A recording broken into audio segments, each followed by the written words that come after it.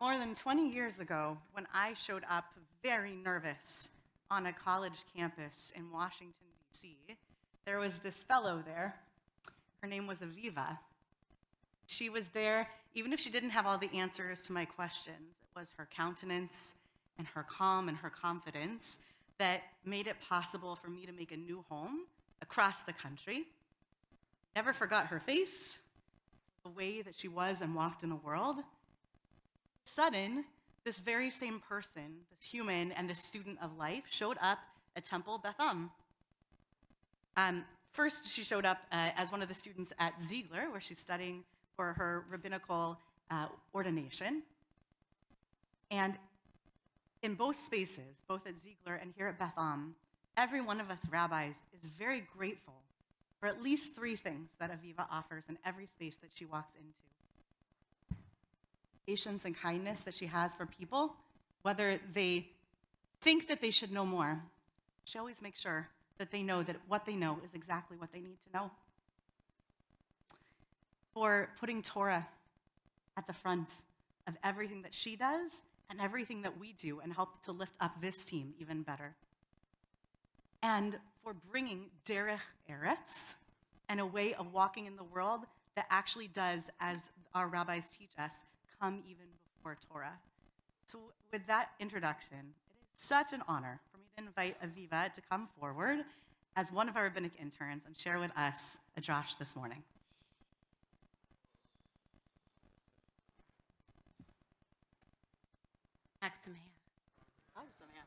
This week, Agam Berger shared her incredible story in the Wall Street Journal. In the piece, I kept my freedom in Hamas captivity for 482 days. I stayed on the path of faith, including a Passover celebration last year. Agam, who is the last Israeli female soldier to be released from Hamas captivity, might know her by her ability to wear hair. In the piece, she details how she, Agam, and Leary, against all odds, celebrated Passover together last year in a pitch-black tunnel. Even in their own plague of darkness, they were the light. For they had heard on the radio that a Passover table had been set in Hostage Square with empty seats for them and other hostages. We were waiting for them. They then counted the days and celebrated their Passover celebration. This scheduling of holy time gave them hope and resilience, and in turn, they inspired others. Returned captives have cited that Leary and Agam gave them the will to persevere, the will against all odds. That is why God, and in turn we, schedule holy time. We celebrate even when we do not feel like celebrating, even when we have uncertainty, even when we might feel hopeless, even now in a time filled with so many unknowns, and it being 1 year, 6 months, and 7 days of the Hamas war. Day 557 of our hostages not yet returned. And hope might seem lost, but God scheduled for us holy time to give us a reason to come together, a reason to have resilience and an excuse and a purpose to celebrate with one another. Resiliency is not found in a vacuum, it is found within a community.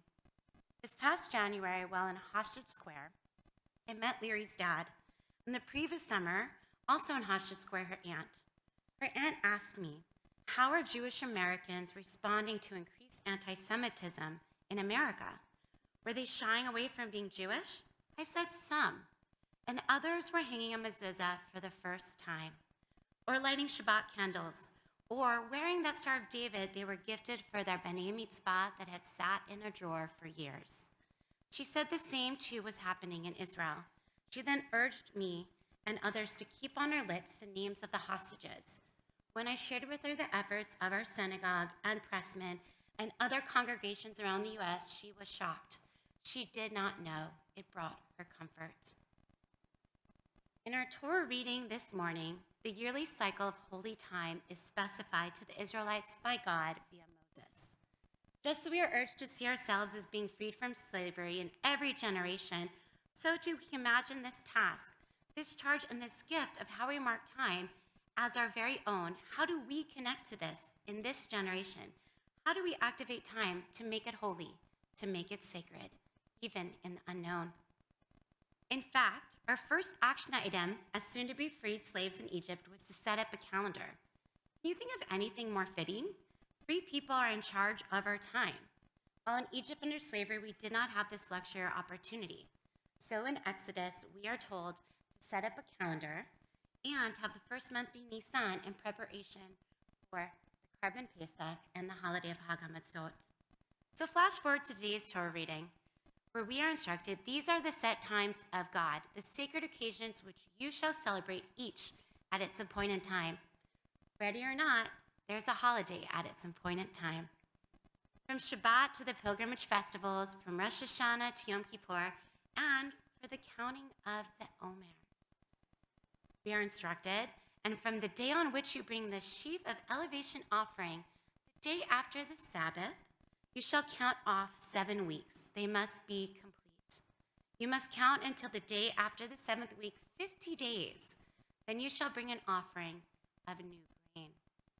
We began counting the Omer last night. And so as we try to see ourselves in every generation as being freed from slavery, and how do we connect to this holy time to activate it, we might not be taking an omer of barley to the temple, but we are counting 49 and then 50 days to Shavuot.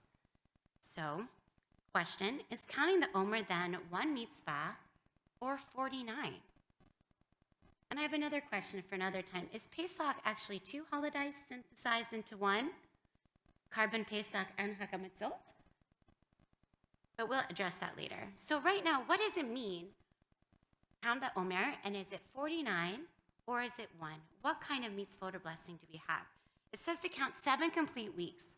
And how much should this word complete or tamimot be emphasized? So we can look at a discrepancy that exists between Ashkenazi and Sephardic communities for a little insight. It starts with Alfasi and Maimonides. Alfasi wrote that at the end of the Halakot to Tractate Paschim, we're obligated to count the days of 7 weeks from the evening of the 15th going to the 16th, as it is written, you shall count. The Torah says you must count 50 days, and just like there is a commandment to count days, so too is a commandment to count the weeks. Alfasi emphasizes then the weeks and the days. In contrast, Maimonides wrote, it is a positive commandment of count 7 complete weeks, tamimot, from the day of the bringing of the sheaf offering, and it says you shall count for 7 weeks. And it is the commandment to count the days with the weeks, and it said count 50 days, thus emphasizing the complete total or unit. This above controversy continues on and reflects in what Yosef Karo says in the Shulchan Aruch and what the Ramah says as well. Does anyone want me to translate this for them? I'm going to give you an example. So in Ashkenazi communities, we would say today is the 15th day, making 2 weeks and 1 day of the Omer. Whereas Sephardim will say today is the 15 days of the Omer, which are 2 weeks and 1 day. So that still doesn't quite answer yet. What does this mean? Is it 49 blessings or just 1 blessing, as Maimonides says? And how does this relate to if we forget to count one night with a blessing? Because we know that counting is so important, scheduling holy time, but we also don't want to make an unnecessary blessing or a blessing in vain.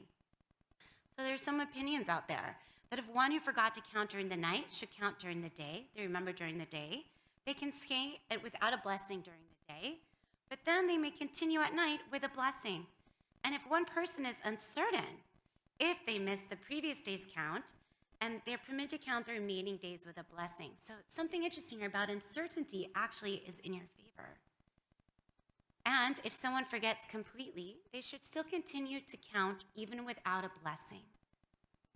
So interesting. We think maybe we only have to do something, we'll make a blessing, but we saw at the Seder we did orchatz, we washed our hands without a blessing. So there's a merit, maybe still doing an action of counting as free people, even if we don't make a blessing on it. The count in itself is enough.